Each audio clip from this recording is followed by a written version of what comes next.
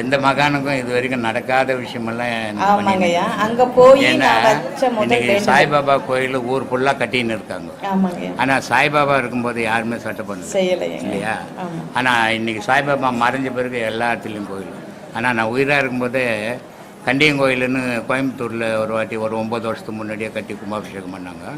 இப்போ மலேசியாவில் கட்டி அக்டோபர் 14 கும்பாபிஷேகம். ஆமாங்க, அங்கே போயிட்டு நான் நிறைய ஜனம் போகுது போல. இவங்கெல்லாம் பார்க்கறதுக்கு முன்னுக்கு நான் உங்களை பார்த்துடணும் அப்படிங்கறத மட்டும்தான் அந்த கோயிலில் நான் பிரார்த்தனையாக வச்சுட்டு வந்தது. ரொம்ப சந்தோஷமா. அது மட்டும் இல்லாமல் நான் எப்பயுமே திருவண்ணாமலை மட்டும்தான் போவேன். அங்கே அன்னதானம் மட்டும்தான் பண்ணுவேன். கோயிலுக்குள்ளே போக மாட்டேன். மலையை சுற்றி இருக்கவங்களுக்கெல்லாம் கொடுத்துக்கிட்டு அப்படியே வந்துடுவேன். அங்கே அண்ணாமலையாரை நினைக்கும் போது என் கண்ணில் எங்கே இருந்தாலுமே கண் கலங்கும், உயிர் நாடும் அப்படின்னு சொல்வேன். நான் உங்களை தெய்வமாக நினைக்கல, குருவாக நினைக்கல, சாமியாக நினைக்கல, எதுவுமாவும் நினைக்கல. நீங்கள் ஒரு மனிதர் அப்படித்தான் நினைச்சேன். ஆனால் இப்போ உங்களை நினைக்கையில, உங்கள் பக்கத்தில் இருக்கையில் என்னோட அந்த உயிர் உருகிறதும், அந்த உணர்வு வர்றதும், அந்த கண்ணில் நீர் வர்றதும் ஏன்? நான் அப்படி உங்களை நினைக்கலையே. நினைக்கல. அப்போ ஏன் அப்படி எனக்கு அப்படி நான் நினைக்கலன்னுட்டு எது நினைக்குது உனக்கு? எது சொல்லுது? என் மனசு சொல்லுது. மனசு தானே சொல்லுது, ஆன்மா சொல்லல. ஆனா ஆன்மா உருகுது இப்போ. அது ஏன்? அதுதான் உருவம், அதுதான் உண்மை. அண்ணாமலையார மட்டும்தான் கும்பிடுவோம், மத்தது யாரும் கும்பிட மாட்டாங்க. அந்த காலகட்டம் அது. ஒருத்தர் சில பேர் பேசுனா வெறுப்பு வரும், சில பேர் பேசுனா சிரிப்பு வரும், சில பேர் பேசுனா கண்ணில் தண்ணி வரும். அந்த பேச்சு அதுதான் ஊடுருவிடுன்றது. ஊடுருவி இப்போ நீங்கள் அந்த மாதிரி இருக்கிறாங்க, அந்த மாதிரி சொல்லுவாங்க என்கிட்ட, டெய்லி உங்கள் கூடவே நான் பிரயாணம் பண்ணணும் அப்படின்ட்டு. அந்த அம்மா சேலத்துலேருந்து வர்றாங்க, ஒரு போலீஸ்காரனுடைய ஒய்ஃபு அவங்க. சரி, நான் டெய்லி உங்களோட ஊடுருவணும், அப்போ தான் எனக்கு மனசு சந்தோஷமா. ஆனால் பௌர்ணமி ஆனால் பிரிஞ்சு போயிடுறேன். அப்போ நான் சொல்லுவேன், நீ எப்போ நீ என்னை நினைக்கிறியோ நான் உன் கூடவே இருப்பேன், உன் உடலுக்குள்ளவே இருப்பேன் நான். அதுதான் அது சூட்சமாக உருவோன்னுட்டு பேர். ஆனால் அது உண்மை. ஏன்னா நான் மலேசியாவிலேருந்து சைதாப்பேட்டில் தங்கி 4 பேருக்கு இங்கே உள்ளவங்களுக்கு கால் பண்ணேன், எனக்கு அட்ரஸ் கிடைக்கல. உங்களுக்கு உங்களோட நம்பரை அவர் கிருஷ்ணன் மாஸ்டர் தான் எனக்கு கொடுத்தாங்க. காலையில் 6:30 மணிக்கு நீங்கள் எனக்கு லொக்கேஷன் ஷேர் பண்ணீங்க. அப்போ நான் கஷ்டப்படுறேன்றது உங்களுக்கு எப்படி தெரியும்? உங்களை பார்க்க முடியலன்னு நான் அழுதது உங்களுக்கு எப்படி தெரியும்? இது எல்லாமே பேசக்கூடாதுமா நம்ம பப்ளிக்கில். ஏன்னா இல்லை, என் உயிர் உருகிறது எனக்கு தெரியுது. ஆமா தெரியும், எனக்கு அது தேவைப்படுது. கண்டிப்பா தெரியும், எங்கேயோ என்ன தொடுது. கண்டிப்பா தெரியும். வெளிநாட்டிலேருந்து நிறைய பேர் ஏதாவது ஒரு பிரச்சனைகள் வந்துச்சுன்னு சொன்னால் அப்போ என்னை நினைப்பாங்க. நினைக்கும் போது நான் அவங்களோட இருப்பேன். இருந்து அந்த நேரத்துக்கு அவங்கள எப்படி காப்பாற்றணுமோ அப்படி போயிடும். அதுக்கு அவங்க சொல்லுவாங்க, சாமி நீங்கள் வந்தீங்க, இந்த மாதிரி பண்ணீங்கன்னு. ஆனால் நான் போகல, நான் இங்கே தான் இருக்கிறேன். அவங்களுடைய நினைவு, உண்மையான நினைவு, அது செயலாக மாறுதுங்க இல்லையா? நான் எங்கேயுமே போகிறதில்லை, நான் இங்கே தான் இருக்கிறேன். ஆனால் என் மேல அவங்க வைக்கிற நம்பிக்கையும் அந்த நினைவும் அவங்களுக்கு செயலை உருவாக்கி கொடுக்கும். உங்க பக்கத்துல நான் உட்கார்ந்துருக்கேன், உங்ககிட்ட நான் பேசுறேன். சரி, அவங்க சொன்னவங்க எல்லாம் இன்னும் வரல, அவங்க எல்லாம் 5ஆம் மாசம் தான் வராங்க. அதுக்குள்ள நான் எப்படி வந்தேன்? ஏன் உங்ககிட்ட நான் இவ்வளோ ஒரு அண்ணாமலையார் மேல வச்சிருந்த ஒரு காதல், ஒரு அன்பு, ஒரு பாசம், ஒரு உயிர் ஓட்டம் எப்படி வந்தது? அண்ணாமலையார் அப்படின்னாக்கா இப்போ 5 பஞ்சபூத ஸ்தலங்கள் இருக்குது. அப்போ உங்களை நான் அண்ணாமலையாரா ஏற்றுக்கிட்டா? நானும் அண்ணாமலை தான்மா, நீயும் அண்ணாமலை தான்.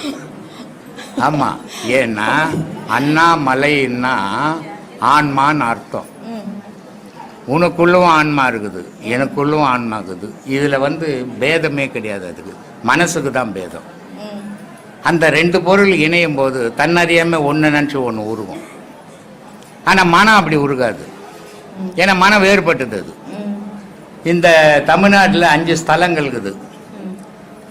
காற்று ஸ்தலம் காலாஸ்திரி, நீர் ஸ்தலம் திருவனைக்காவல், ஆகாய ஸ்தலம் சிதம்பரம், மண் ஸ்தலம் ஏகாம்பரநாதர் காஞ்சிபுரம், நெருப்பு ஸ்தலம் திருவண்ணாமலை.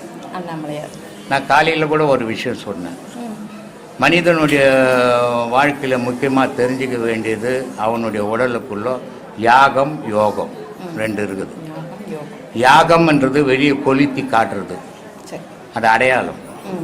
யோகம்ன்றது உள்ள நீயே கொளுத்துறது, அது இன்னொருத்தர் கொளுத்தி நீ பார்க்கறது, இது நீயே கொளுத்துறது. இப்போ ஒரு காற்று அடிச்சது, இங்கே ஒரு பொருள் இருக்குது, இது எத்தனை போய் எங்கன்னா போட்டு போயிடும் காற்று. ஒரு தண்ணி வந்ததுன்னா இது எத்தனை போய் எங்கன்னா போட்டுட்டு போயிடும். ஆனால் நெருப்பு வந்தால் வைக்காது, இருக்காது, இருந்த இடமே தெரியாம ஆக்கிடும். அப்போது மனிதனுடைய வாழ்வில் பாவ புண்ணியம் பண்ணாத உலகத்தில் மனிதனை பிறப்பே கிடையாது. ஆனால் அத்தனை பேர் பாவ புண்ணியத்தையும் அழிக்கக்கூடிய ஆற்றல், அதை மிதைப்படுத்தி நிலைப்படுத்துகிற ஆற்றல் நெருப்புக்கு மட்டும்தான் உண்டு. அப்போ கடவுள் எதுவாக இருக்கிறான்? ஓசையும் ஒளியுமா இருக்கிறான். அதனால தான் நான் போன புதன்கிழமை கூட அந்த நடிகர் விஜயினுடைய மாமாலாம் வந்து கடவுளை யார் உற்பத்தி பண்ணது அப்படின்னு ஒரு ஸ்கிரிப்ட், ஒரு கதை மாதிரி எடுக்கிறாங்க அவங்க. அதுக்கு என்ன கேள்வி கேட்டாங்க, புதன்கிழமை வாங்கப்பா அப்படின்ட்டேன். அப்புறம் புதன்கிழமை வந்தாங்க. கடவுளை போய் மனுஷனை தான் கடவுள் தோன்றி வச்சான் இல்லையா?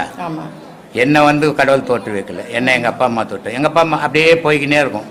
கடைசியில் அப்பா அம்மாவை தோற்றி வச்சது கடவுள் தான் அப்படின்னு போயிடும். ஆனால் கடவுளை தோற்றி வச்சது யாருன்னு சொல்கிறது எப்படி சொல்கிறது அது? ஆனால் சொன்னேன், அப்போ நான் சொன்னேன், இது வந்து அவ்வளோ விளையாட்டு விஷயம் இல்லை. குறைஞ்சது ஒரு 7 மணி நேரமாவது அவன் சொல்கிறது ஒரே ஒரு விஷயந்தான். ஆனால் 7 மணி நேரம் ஆகும் அப்படின்ட்டு ஒரே ஒரு விஷயத்த மட்டும் சொன்னேன். 1 மணி நேரம் 10 நிமிஷம் ஆகிப்போச்சு அதுவே. இப்போ அது சிவம் மட்டும் எப்படி உலகத்தில் இருக்குதுன்றது மட்டும்தான் சொன்னேன். இதுக்கப்புறம் அது சக்தியை உருவாக்கணும். அப்போ சக்தின்னா என்னது, சிவம்னா என்னது அப்படின்னா, சக்தின்னா ஒளி, சிவம்னா ஓசை. நம்ம உடலுக்குள்ள ஓசையும் ஒளியுமா தான் இறைவன் இயக்கம் பண்ணினுக்கிறான். உலகத்திலையும் ஓசையும் ஒளியுமா தான் உலகம் உருவம் பண்ணினுக்கிறான், இயக்கம் நடத்தினுக்கிறான். அப்போது இந்த ஓசையும் ஒலிக்கும் இது சின்னது, அந்த ஓசையும் ஒலியும் அது பெருசு. அப்போ அந்த பெருசா இருக்கப்பட்ட ஓசையும் ஒலியோ இந்த சிறுசா இருக்கப்பட்ட ஓசை ஒலியை தனக்குள்ள இழுக்கணும். இழுத்துக்குச்சுன்னா என்ன ஆகும்? காணாம போயிடும் இது. அப்போ நான் பிறப்பில் பிறப்பா இருக்கிறேன். அதுதான் மகான்கள் பிறப்பா இருக்கிற வழி. காரணம் என்னன்னா, மனித உடலுக்குள்ள மனிதன் சந்தோஷமா வாழணும், குழந்தை குட்டியோட வாழணும், அப்பா அம்மாவோட வாழணும், பாசத்தோட வாழணும், பணத்தோட வாழணும், சொந்த பந்தங்களோட வாழணும். இதுதான் வாழ்க்கைன்னு நினச்சின்னு வாழ்ந்துன்னுக்கிறான் மனுஷன் ஒரு வட்டத்துக்குள்ள. இது இல்லை வாழ்க்கை.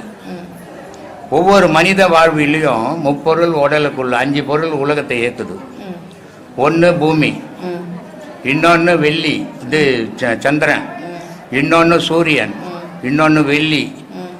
இந்த 4ம் சேர்ந்து தான் இந்த நம்ம பார்க்கக்கூடிய பொருள்கள் தெரியும், மற்ற பொருள்கள் தெரியாது. அப்போ இதுக்கு மேலே நம்மளை ஏற்கிற பொருள் எது எது அப்படின்னா, பூமி, ஆகாயம், நீர், நெருப்பு, காற்று, இதுதானே இயக்குது நம்மள. ஆனால் இதில் பூமி வந்து இயக்கம் இல்லாத நிற்கிது, ஆகாயம் வந்து இயக்கம் இல்லாத நிற்குது. அப்போ இது இடையில இயங்குறது எதுன்னா காற்று, இடையில இயங்குறது எதுன்னா தண்ணி, இடையில இயங்குறது எதுன்னா நெருப்பு. இப்போ அகாரம் என்ற இடுப்புல நெருப்பு இருக்குது. ஒவ்வொரு மனிதனுடைய உடல்லையும் இடுப்புல நெருப்பு இருக்குது. இந்த அகாரம்னா இதுக்கு அம்பாள்னு பேர். அப்போ ஒவ்வொருத்தனுடைய மனசு வயிற்றுலையும் காத்து இருக்குது. யார் யாரை பார்க்கணும்னு சொன்னாங்கன்னா அங்கே போய் உட்காந்துருந்தா அங்கே போவேன் நான். அப்போ ஒவ்வொரு மனிதனுடைய வயிற்றுலையும் காற்று இருக்குது. காற்றுன்னு ஒரு பொருள் இல்லை. காற்றுக்குள்ள என்ன இருக்குது? நெருப்பு இருக்குது. காற்றுக்குள்ள என்ன இருக்குது? ஓசை இருக்குது. இந்த காற்றுக்குள்ள இருக்கிற நெருப்பு, ஓசை, இந்த காற்று, இது 3 சேர்ந்து தான் நம்ம உணவு உட்கொள்றதை ஜீரணப்படுத்துது. அது இல்லைன்னா சுத்தாது. இப்போ ஏரோப்ளைன் கிளம்புறதா இருந்தால் முதல்ல ஒரு விசிறி சுத்தம் இல்லை, ஒரு லாரி கிளம்புறதா இருந்தால் அதுக்கு ஃபேன் சுத்தம். அப்போ எல்லாமே ரெடியாக போகணும்னு சொன்னால் அதுக்கு ப்ரெஷர், காற்று வேணும்.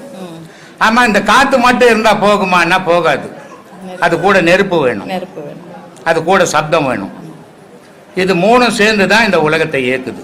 இந்த 3 சேர்ந்து தான் நம்மளையும் இயக்குது. அப்போது இந்த தொப்பு வயிற்றுல காற்று இருக்குது, இதுக்கு மேலே தலையில் நமக்கு சப்தம் இருக்குது. அப்போது இந்த நெருப்பு இயங்குறதும் இந்த சப்தம் இயங்குறதும் தலையில இருக்கிற காத்தால தான் இயங்குது. அதுல இருக்கிற சப்தம் போயிடுச்சுன்னு சொன்னா இங்க காத்து நிக்காது, இங்க நெருப்பு நிக்காது இல்லையா? அப்போ அதுக்கு பேர் அகாரம், காற்றுக்கு பேரு மகாரம், தலையில கேட்கிற சப்தத்துக்கு பேரு உகாரம். இது விஞ்ஞானத்துல நியூட்டான், புட்டான், எலக்ட்ரான், இது 3 தான் உலகம். அணு 3 சேர்ந்தா அணு, இது 3 சேர்ந்தா அணு. இங்க இதுதான் அங்கேயும் இயக்கம், இங்கேயும் இயக்கம்.